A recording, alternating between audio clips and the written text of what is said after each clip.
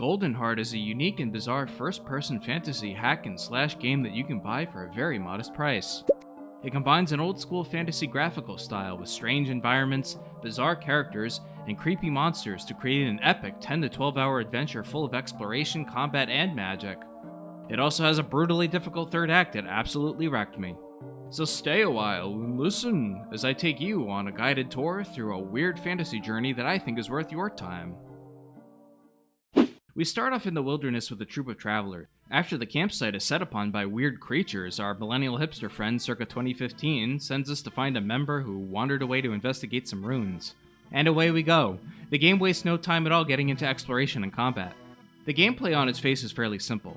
We have a sword and shield for melee combat and a bow and arrow to fight at distance. Some enemies aggressively charge into close quarters with you, while others are stationary and still others can shoot.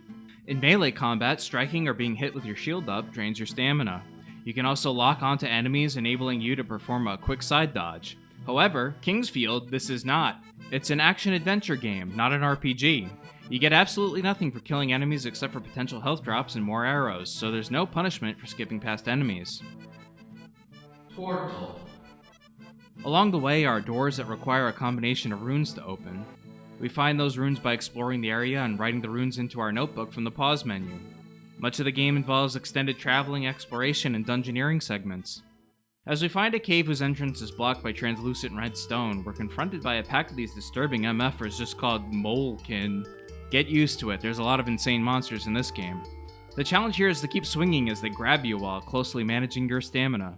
On the other side is the sage Orloma, who speaks to birds and points us at our next objective. The residents of the desert town of Histania speak of monster sightings, weather disturbances, and an impassable desert surrounded by a wall of wind, beyond which is said to be a great tower with a legendary immortal wizard toying with the fundamental forces of nature. Our objective is to find out as much as we can about the wizard by descending to the bottom of the Great Pit of Calora. At the bottom of the Great Pit, we find this unsettling fellow named Roll. He tells us that Kazanseco, the legendary wizard, does indeed live in a great tower beyond the desert, and is behind the strange phenomena seen in the land. Eventually, Orloma sends us looking for an underground path through the impassable desert so that we can find and confront the wizard. Up until now, the game has been relatively straightforward while presenting a reasonable challenge that requires somewhat slow and methodical gameplay. Many of the enemies seem designed specifically to punish you for trying to mash your way through. These scorpions, for example, force you to engage with a lock-on mechanic, but being very tough to hit otherwise. These skeletons likewise are very quick and accurate bowmen, requiring you to jump out from cover or stay on the move to avoid being shot. That's not to say everything's great, however. These bats literally just sit there for 5 to 10 seconds before charging at you. They do too much stamina damage to effectively block with the shield, so you're forced to just sit there behind cover until they break themselves on the walls.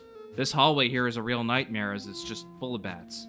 I'm not quite sure what they were thinking other than to force patience on the player. This is very much in conflict with the non-RPG-ness of the game, which at first seemed to almost encourage being impatient. There's also a fair amount of, where do I go? As we need to battle 4 mini-bosses in this quasi-open hub area in order to open the way forward. Maybe it's something to do with my vision, but I spent quite a bit of time wandering aimlessly trying to find the correct way forward.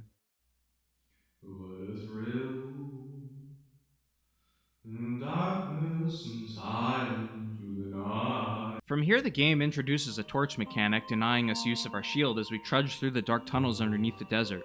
On the other side of the tunnel is the ancient city of Eshalar, home of the wizard as well as bizarre monstrosities and lots of ghosts. All areas from the pre-tunnels onward require these doom-like red, yellow, and blue keys to progress through the stage. The game seems to put a lot of faith in the player to find the keys that feel almost set up like secrets. For example, if I hadn't noticed this bird chilling out here, I wouldn't have thought to hop the chairs and get the key that's just outside the window. The areas also start to get more and more sprawling, making me yearn for some kind of quest marker, or maybe just an arrow a la Crazy Taxi. Finding a teleporter to the top of the tower, we confront Kazan himself, and boy howdy is this a long drawn-out encounter. This guy has not 1, not 2, but 3 forms. The first form has you constantly getting trapped within glass cases of emotion you can break out of by slashing. The laser attacks are obnoxious, but the glass drops hearts. Just hit him a whole bunch, and rinse and repeat. He transforms and flies up higher into the tower. The second form just feels like a bullet hell game. You need to dodge all these energy balls while hitting him as he flies in circles. I couldn't win this battle legitimately as I was just unable to hit him with the bow enough times. Maybe you were meant to use some kind of aim assist? You can play this game with a controller, but I chose mouse and keyboard. I finally got him by cheesing from this area here. Psst, hey, did I mention there's no checkpoints whatsoever here? Up until now, the bosses have been relatively straightforward affairs to fight, but this is an absolute shock to me. I beat the first form maybe 6 times before I finally defeated the second. To be honest, I'm not really sure what the deal is with the lack of checkpoints. Maybe they wanted to give that old school experience. If so, why is the game so relatively easy by comparison in the earlier stages? Either way, when you fight a guy with 3 consecutive forms, you usually feel like a game is over, right? Right? No, you ignorant fool. We're just getting started. Seriously, there's like 4 more hours left of this game. Defeating Kazan simply reveals the true bad guy. Roll! Man, why are jesters sometimes bad? It turns out Roll, whose real name is Roland Seiko, is a chaos creature from another dimension who tricked us into defeating Kazan as the wizard was the only one who was a match for him.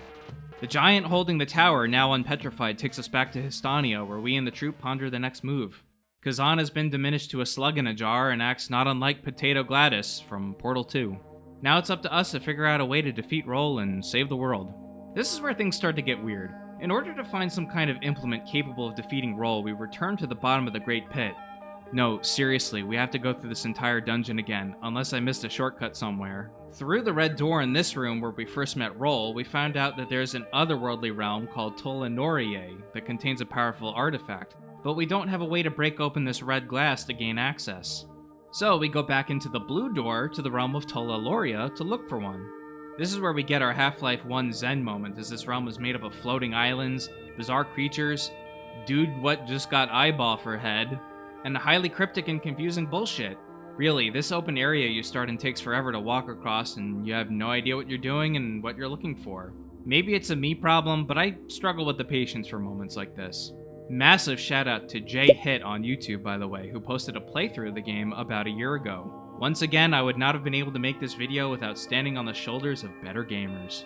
Challenging the local baron to a friendly duel, we find ourselves with a tuber that can break the red glass. The difficulty gets ramped up to 11 in Tolanoria, as we dungeon crawl our way through jumping puzzles, laser traps, spear traps, bureaucrat troll guys in red glass armor, and this absolutely miserable sequence where these statues snipe you from across the room in a weeping angel sort of way.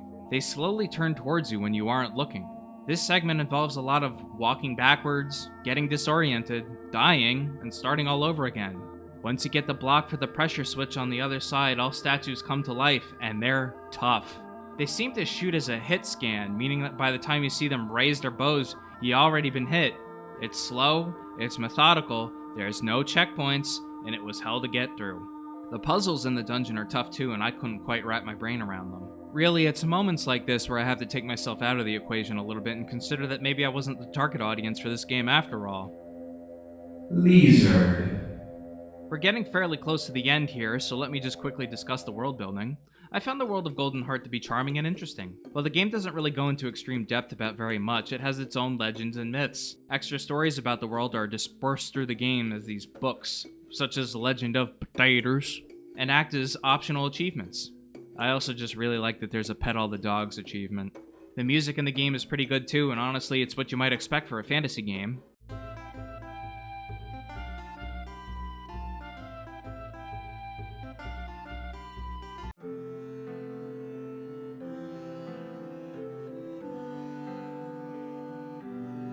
Some tracks are pretty tense and add to a creepy atmosphere.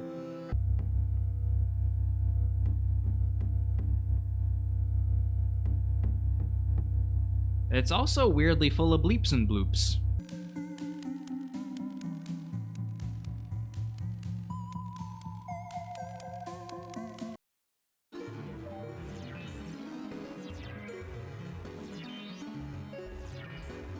Calling back to that old school gaming feel, I guess. Overall, I liked it a lot. Spoiler alert for the ending, by the way, but honestly, the ending achievement only has 8% of players, so I'm not sure how many of you that's gonna be.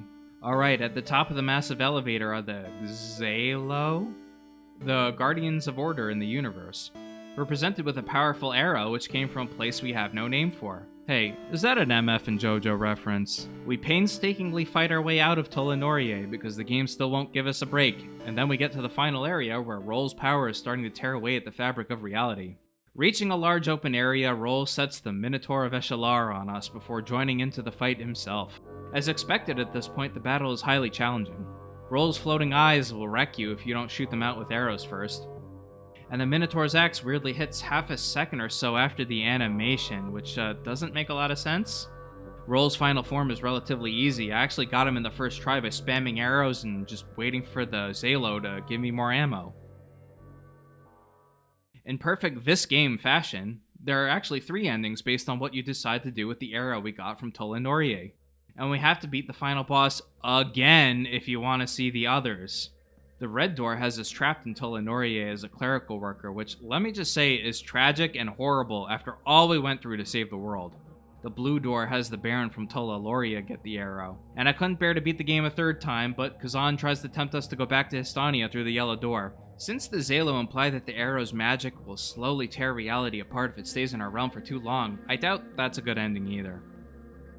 Overall, Goldenheart is a reasonably fun 10 to 12 hour adventure, but it's a lot more difficult than it lets on at first. The pacing issues are super weird to me, but maybe they were going to make a DLC or a sequel and simply thought better of it. I recommend checking it out, but don't be afraid to refer to a walkthrough. Alright everyone, that's it. I hope you enjoyed the video. I love covering weird, unusual, surreal, and absurdist games as well as outsider art, so if you know a game that might fit in on the channel, let me know in the comments below. And if you want to see another unique fantasy game, check out this video right here. See you next time.